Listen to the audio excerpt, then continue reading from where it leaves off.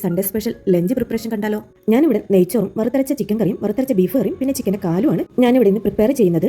ഞാനിവിടെ 1/2 കിലോ ബീഫാണ് എടുത്തേക്കുന്നത്. അതിൽ എല്ലുള്ളതും എല്ലില്ലാത്തതായിട്ടുള്ള പീസാണ് എടുത്തേക്കുന്നത്. ഇനി ഇതിനാവശ്യമായ മഞ്ഞൾപ്പൊടി, മുളക് പൊടി ഞാനിവിടെ മാരിനേറ്റ് ചെയ്യാൻ ആവശ്യമായത് മാത്രമാണ് ഇട്ട് കൊടുക്കുന്നത്. ഇനി മല്ലിപ്പൊടി ഇട്ട് കൊടുക്കാം.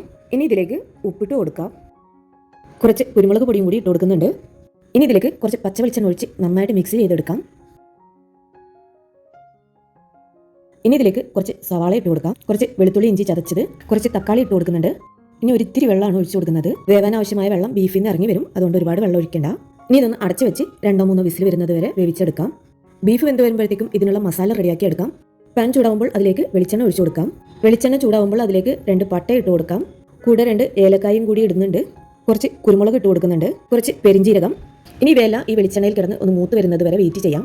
ഇതെല്ലാം മൂത്ത് വന്നിട്ടുണ്ട്. ഇനി ഇതിലേക്ക് അരമുറി തേങ്ങ ചിരകിയതും കൂടി ഇട്ട് കൊടുക്കാം. ഇനി ഇതിലേക്ക് കുറച്ച് ചെറിയുള്ളി അരിഞ്ഞത് ഇട്ട് കൊടുക്കാം. കുറച്ച് കറിവേപ്പില. ഇനി ഈ തേങ്ങ ബ്രൗൺ കളർ ആവുന്നത് വരെ ഒന്ന് വറുത്തെടുക്കാം. ഇനി ഇതിൻ്റെ കൂടെ 2 ക്ലവും കൂടി ഇട്ട് കൊടുക്കുന്നുണ്ട്. തേങ്ങ ഏകദേശം മൂത്ത് വന്നിട്ടുണ്ട്. ഇനി ഇതിലേക്ക് കുറച്ച് ഗരം മസാലയാണ് ഇട്ട് കൊടുക്കുന്നത്. ഇനി ഇതും കൂടി ഒന്ന് മൂക്കുന്നത് വരെ വഴറ്റി കൊടുക്കാം. ഇനി മസാലയ്ക്കുള്ള മുളകും മല്ലിയും ഒന്ന് വറുത്തെടുക്കാം. ഇനി പാനിലേക്ക് കുറച്ച് വെളിച്ചെണ്ണ ഒഴിച്ചു കൊടുക്കാം. വെളിച്ചെണ്ണ ചൂടാവുമ്പോൾ അതിലേക്ക് മുളകിട്ട് വറുത്തെടുക്കാം. ഞാനിവിടെ ചിക്കനും ബീഫിനും കൂടിയുള്ള മുളകും മല്ലിയാണ് വറുത്തെടുക്കുന്നത്. ഇനി ഇതിലേക്ക് ആവശ്യമായ മല്ലി ഇട്ട് കൊടുക്കാം. ഇതിൻ്റെ കൂടെ തന്നെ ചിക്കൻ കറിക്കുള്ള മസാലയും റെഡിയാക്കുന്നുണ്ട്. ഇഞ്ചിയും വെളുത്തുള്ളിയും വഴറ്റിയതിന് ശേഷം അതിലേക്ക് സവാള ഇട്ട് കൊടുക്കാം. കുറച്ച് ഉപ്പിട്ട് കൊടുക്കാം. മല്ലിയും മുളകും മൂത്ത് വന്നിട്ടുണ്ട്. ഇനി ഇതൊന്ന് അരച്ചെടുക്കണം. ചിക്കൻ കറിയുടെ സവാള വഴന്നു വന്നിട്ടുണ്ട്. ഇനി ഇതിലേക്ക് തക്കാളി ഇട്ട് കൊടുക്കാം. പച്ചമുളക് ഇട്ട് കൊടുക്കാം. കറിവേപ്പിലയും കൂടി ഇട്ട് കൊടുത്ത് നന്നായിട്ട് വഴറ്റിയെടുക്കാം. ഇനി ചിക്കൻ കറിയിലേക്കുള്ള ഗരം മസാല ഇട്ട് കൊടുക്കാം. ഇനി ഇതെല്ലാം കൂടി നന്നായിട്ട് വഴറ്റിയെടുക്കാം. മുളക് അരച്ചെടുത്തിട്ടുണ്ട്. ഇനി ഇതിലേക്ക് ഒഴിച്ചു കൊടുക്കാം. ഇനി ഇതൊന്ന് നന്നായിട്ട് വഴറ്റി കൊടുക്കാം. ഇതിന് എണ്ണ തിരിഞ്ഞ് വന്നിട്ടുണ്ട്. ഇനി ഇതിലേക്ക് മഞ്ഞൾപ്പൊടി ഇട്ട് കൊടുക്കാം. ആവശ്യത്തിന് ഉപ്പിട്ട് കൊടുക്കാം. ഇനി ഇതിലേക്ക് ചിക്കൻ ഇട്ട് കൊടുക്കാം. ഇനി ഇത് നന്നായിട്ട് മസാലയായിട്ട് മിക്സ് ചെയ്തെടുക്കാം. കുറച്ച് വെള്ളം ഒഴിച്ചു കൊടുക്കുന്നുണ്ട്. ഇനി ഇതൊന്ന് അടച്ചു വെക്കാം. അത് അവിടെ കിടന്നൊന്ന് വേവട്ടെ.